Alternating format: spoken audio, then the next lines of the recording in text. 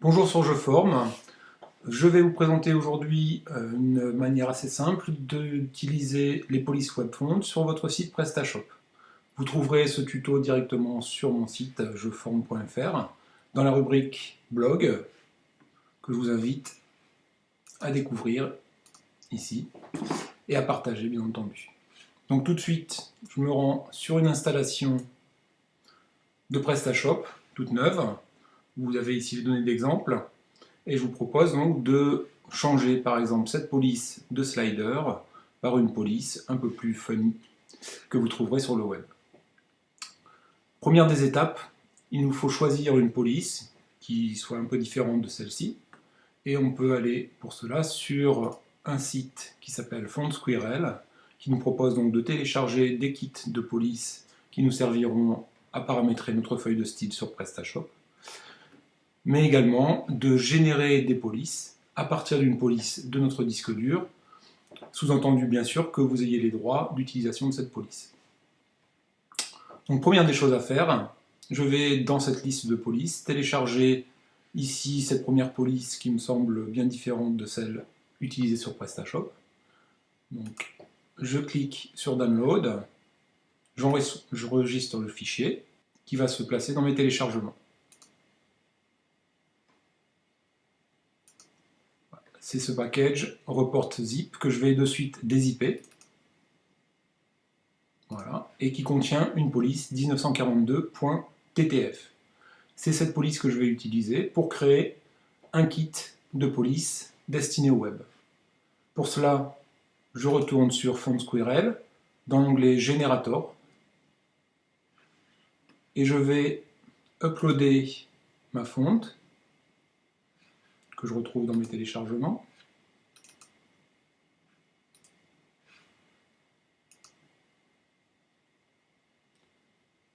La fonte se charge. On me propose ici une configuration optimale, ce que je vais choisir, et je clique sur Agreement pour enfin downloader mon kit à utiliser sur PrestaShop. Voilà, le kit est téléchargé, je l'enregistre, je le retrouve également dans mon dossier téléchargement, kit que je vais dézipper. Dans ce kit figurent plusieurs fichiers. Tout d'abord, une démo de l'utilisation de ces polices. Ensuite, toute une série de polices qui ont des extensions différentes. .eot, .svg, .ttf, .wof, .wof2. Ces différentes polices, 1, 2, 3, 4, 5 au total, vont nous servir à pouvoir mettre en place cette police donc sur notre site PrestaShop et à pouvoir être lues sur les différents navigateurs. Dans ce dossier, je retrouve également une feuille de style qui me présentera le code à insérer dans ma feuille de style de thème PrestaShop et donc un fichier d'aide pour mettre en place cette police. J'utilise FileZilla, un logiciel de transfert FTP qui va me permettre de mettre sur mon installation PrestaShop qui est ici sur un dossier distant les différentes polices qui font partie de mon kit que je vais aller chercher dans Download. Voilà, donc je suis sur FileZilla, j'ai ici sur ma gauche donc le kit des différentes polices 1942 que je dois installer, et sur ma droite mon hébergement distant avec mon installation de PrestaShop. Dans celui-ci, je vais retrouver mon dossier thème où se trouve actuellement mon thème par défaut, le seul qui est installé sur la version d'un nouveau PrestaShop, défaut Bootstrap. Et dans ce thème, je vais trouver un dossier Fonts. Si jamais vous utilisez un thème personnel ou un thème que vous avez dupliqué ou installé, vous pouvez très bien retrouver dans ce thème également un dossier Fonts ou alors créer un dossier Fonts dans lequel vous placerez ces polices. J'ouvre ici donc ce dossier Fonts dans lequel se trouvent déjà les polices Font Awesome qui sont les polices qui permettent d'avoir des icônes sur votre installation PrestaShop que vous retrouvez par exemple ici, ces différentes icônes. par la police Font Awesome. Revenons sur FileZilla.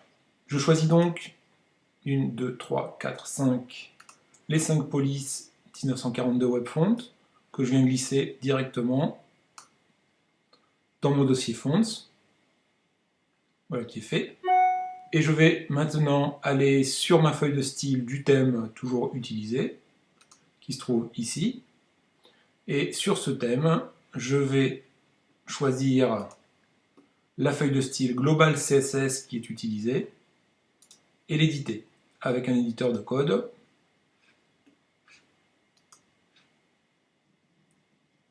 Qui est ici Brackets, distribué par Adobe. Dans cette feuille de style Global CSS du thème PrestaShop, je vais à l'intérieur faire une petite recherche sur la propriété @fontface. Donc c'est à cet endroit que je vais rajouter ma propriété @fontface qui va me déclarer donc mes différentes polices. Donc je trouve ce morceau de code à l'intérieur du dossier que j'ai téléchargé à partir du site FontsQRL et dans le kit que j'ai créé.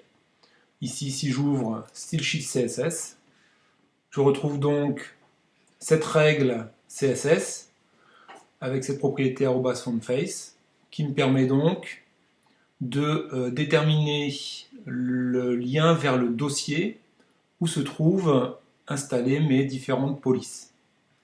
Donc je vais prendre tout ce contenu que je copie et que je vais directement coller dans Global CSS. Je peux très bien remettre un petit commentaire pour préciser ajout de police par Jeff. Ça me permettra de m'y retrouver un peu plus tard. Donc j'ouvre mon commentaire avec le slash étoile, je le ferme avec l'étoile slash.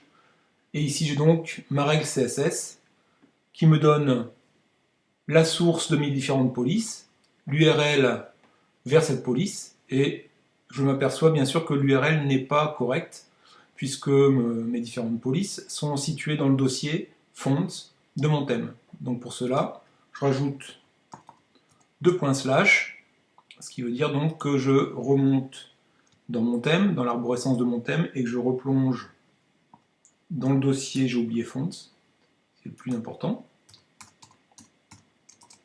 Voilà. Donc je rajoute cette petite indication sur le lien de chaque police.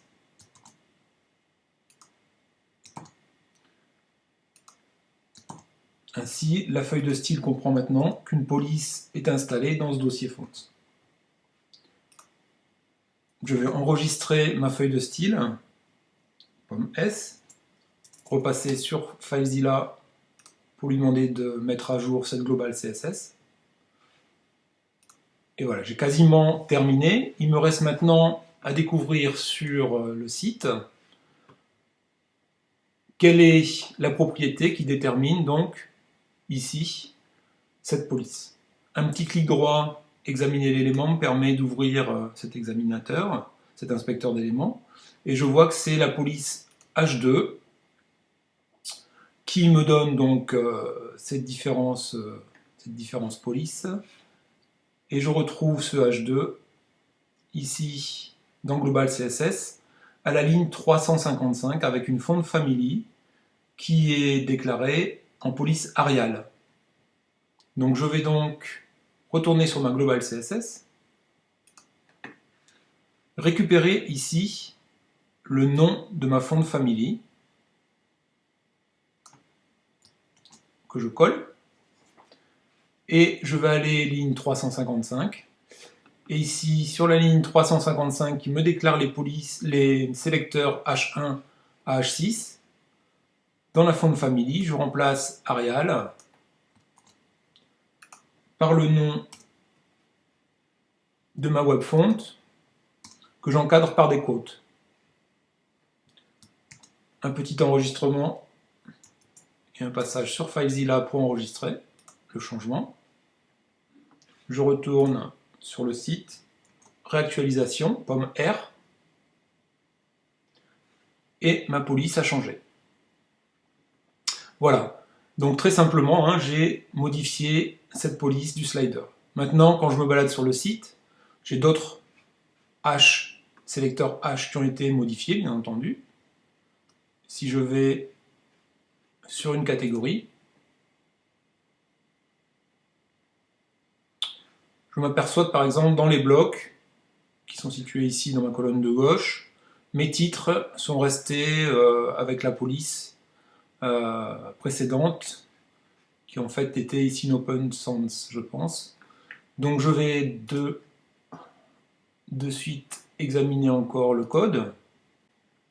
Donc je vais pouvoir retourner sur ma feuille de style, faire une petite recherche comme F title underscore block, voilà, on y est ici, et je retrouve ici hop, Open Sans, que je vais donc remplacer par le nom de ma web font, sauvegarde de global CSS, transfert vers le site distant, et réactualisation de ma page pour voir le changement. Et mes polices sont maintenant modifiées. Un petit plus également, on peut regarder ici les titres des menus.